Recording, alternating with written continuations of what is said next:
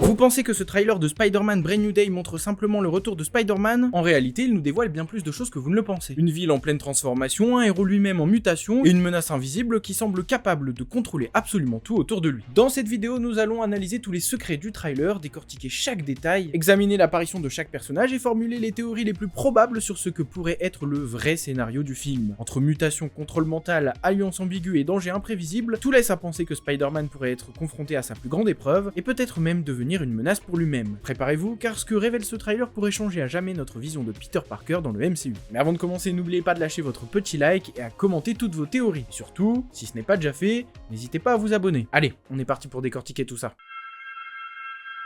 Si vous faites attention, ce trailer commence avec Peter Parker seul. Et ça, ce n'est pas un hasard. Bon, déjà, c'est la conséquence directe de Spider-Man No Way Home. Plus personne ne sait qui il a tout perdu, ses amis, sa vie, son identité, et ce nouveau film est pensé comme un véritable nouveau départ, d'où son titre Brand New Day, le premier chapitre d'une nouvelle vie pour le personnage. Et ce que le trailer confirme immédiatement, c'est que ce nouveau départ n'est pas vraiment positif. On découvre un Peter isolé, anonyme, obligé de reconstruire une vie à zéro dans un New York où il n'est plus qu'un inconnu. Le film semble proposer un retour à un Spider-Man street level, recentré sur la ville et ses problèmes. Ned et MJ continuent de graviter autour de lui, mais aucun ne reconnaît Peter. Il est condamné à vivre dans un monde où ceux qu'il aime continuent d'exister sans lui. Ned semble avoir de nouveaux amis, même si son lien avec Spider-Man n'est pas terminé, comme on peut le voir à ce moment dans le trailer. Alors, est-ce qu'il enquête ou il est fan? Ça reste à voir. MJ de son côté semble avoir trouvé un nouvel amour. On ne connaît pas vraiment son identité. Perso, je ne parie pas sur un Harry Osborn, même si on peut être étonné. Pour moi, ce sera plutôt une création originale, ou Paul Rabin, l'un des derniers love interest de Mary Jane dans les comics. Elle ne semble pas avoir oublié Peter pour autant, car elle porte le fameux collier qu'il lui avait offert pendant le deuxième film. Avec tout ça, le trailer commence à poser quelque chose de plus profond.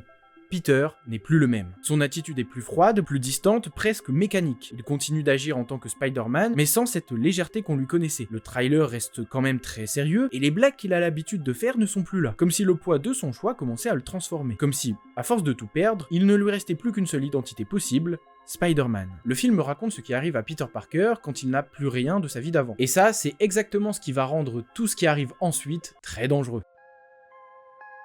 Ce trailer ne se contente pas de nous montrer un Spider-Man qui tente de survivre à sa solitude post-No Way Home. Rapidement, on se rend compte que New York elle-même est en train de basculer et que derrière les scènes d'action se dessine une menace d'envergure plus large que ce que l'on aurait pu imaginer. On le voit quasiment dès le début, la ville n'est plus simplement un terrain de jeu pour un héros solitaire, elle est devenue un champ de bataille où la criminalité a explosé. Le trailer tease un New York sombre, agité, où Spider-Man va devoir faire face à de nombreux criminels. On retrouve notamment le Scorpion en action, enfin dans sa tenue complète après avoir été seulement teasé dans Homecoming, ce qui confirme qu'il est bien l'un des antagonistes que Peter devra affronter dans les rues de New York. À côté de lui, le trailer montre aussi d'autres figures du crime, comme Boomerang et Tarantula. D'ailleurs, c'est le fameux moment comics accurate avec 3 références à des couvertures emblématiques de Spider-Man, et ça, en tant que fan de comics, on adore. Pour ces vilains, je pense que cela restera des apparitions mineures, pour montrer que du temps a coulé entre No Way Home et Brand New Day, un peu comme ce qui avait été fait avec le film des 4 Fantastiques. D'ailleurs, tous ces exploits face aux ennemis permettront à Spider-Man d'obtenir les clés de la ville, montrant que l'action ne se passe pas au même moment que la série Daredevil Born Again, puisque ce n'est pas Wilson Fisk qui est maire. On voit Sheila Rivera remettre la clé à Spidey, ce qui laisse penser qu'elle est la maire de New York à ce moment-là. Or, la dernière fois qu'on l'a vue, elle travaillait aux côtés du maire Fisk dans Daredevil Born Again. A noter que le film nous présentera aussi d'autres vilains, puisque l'on sait que Tombstone sera également là, même si l'on n'a pas encore d'aperçu officiel. Dans certaines scènes, Spider-Man se retrouve aussi confronté à des membres de la Main, ce collectif ennemi que l'on connaît déjà grâce aux séries Marvel Netflix. Et d'ailleurs, à ce sujet, l'une des grandes scènes d'action de ce trailer semble avoir effacé un personnage de ce plan. Alors qui pourrait aider Spider-Man à ce moment-là? Punisher,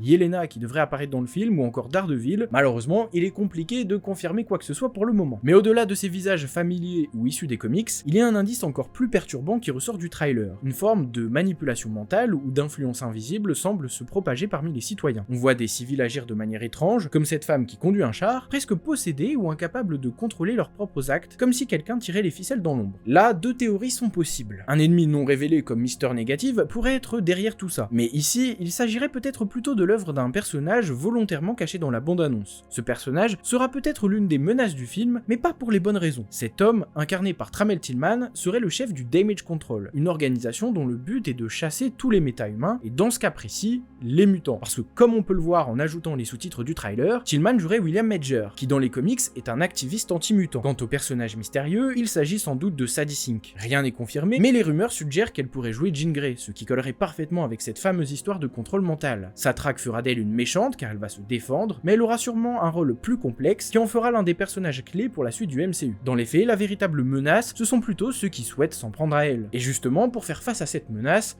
Peter ne sera pas seul. Plus on avance dans l'analyse du trailer de Spider-Man Brand New Day, plus on se rend compte que tous les personnages qui apparaissent à l'écran ne sont pas là que pour enrichir l'univers de Spider-Man, mais qu'ils jouent tous un rôle précis. Ce qui frappe immédiatement dans le trailer, c'est la présence du Punisher. Contrairement aux autres figures héroïques que Spider-Man a pu croiser dans le MCU, Frank Castle n'est pas un allié naturel, même s'il semble se connaître. Le trailer insiste clairement sur une confrontation entre les deux, notamment à travers des scènes de poursuite particulièrement violentes, ce qui suggère que leur relation ne sera pas basée sur la coopération, mais sur une opposition idéologique très forte. Là où Peter cherche encore à sauver et à protéger, le Punisher incarne une justice radicale, définitive, sans compromis. Sa présence marque un véritable changement de ton, même si on pouvait s'en douter, Punisher n'aura probablement pas le droit d'utiliser son fameux langage familier. Le trailer introduit aussi un personnage beaucoup plus discret, mais tout aussi essentiel, Bruce Banner. Sa présence semble répondre à un besoin très précis du scénario, car au-delà du chaos qui s'installe à New York, quelque chose est en train de changer chez Peter lui-même. Banner apparaît alors comme l'un des rares personnages capables d'apporter une lecture scientifique à ce phénomène, mais aussi comme quelqu'un qui connaît lui-même les conséquences d'une perte de contrôle liée à une mutation qu'il contrôle désormais grâce à son fameux bracelet. Et le moins que l'on puisse dire, c'est que Peter va avoir besoin d'eux, car dans ce film, il évolue dans un environnement où les repères disparaissent,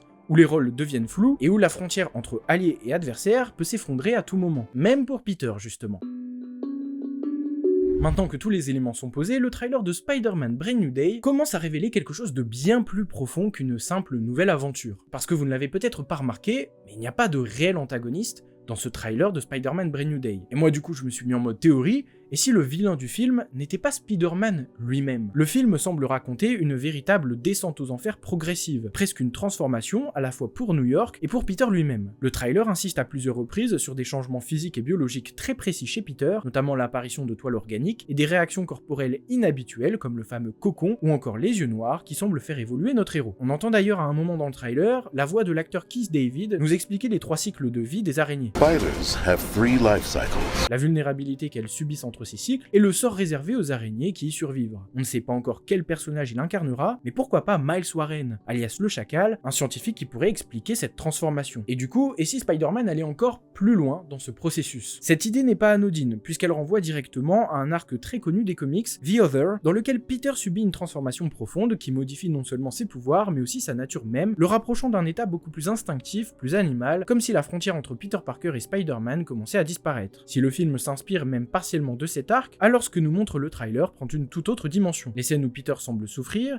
celles où il s'isole, ou encore cette image très marquante du cocon de toile, pourrait en réalité représenter une phase de mutation, une transition vers quelque chose de nouveau, mais aussi de potentiellement incontrôlable. Si cette transformation échappe à Peter, il ne serait plus seulement le héros de l'histoire, mais pourrait devenir une menace en lui-même, rappelant une autre version bien connue du personnage dans les comics, Man Spider, une forme monstrueuse dominée par les instincts, incapable de distinguer alliés et ennemis. Dans ce contexte, tout ce que le trailer met en place devient cohérent. La présence du Punisher ne servirait plus seulement à introduire un personnage violent, mais à incarner une opposition directe face à un Spider-Man instable, tandis que Bruce Banner pourrait tenter de comprendre ou de contenir cette transformation, renforçant l'idée que la menace n'est pas uniquement extérieure, mais touche directement Peter. Et si l'on ajoute à cela le rôle potentiel du personnage de Sadie Sink, elle pourrait être la clé pour ramener Spider-Man à la raison. On aurait le droit à un conflit intime et beaucoup plus dangereux, où Peter devrait non seulement stopper une menace capable de contrôler toute une ville, mais aussi lutter contre sa propre transformation, avec le risque permanent de devenir ce qu'il combat. C'est précisément pour cela que le titre prend tout son sens. Brand New Day ne représenterait pas simplement un nouveau départ pour le personnage, mais une véritable renaissance, une évolution qui pourrait faire de lui une version plus puissante de Spider-Man, et une version qu'il ne serait plus capable de contrôler. Cela ne reste que des théories bien évidemment,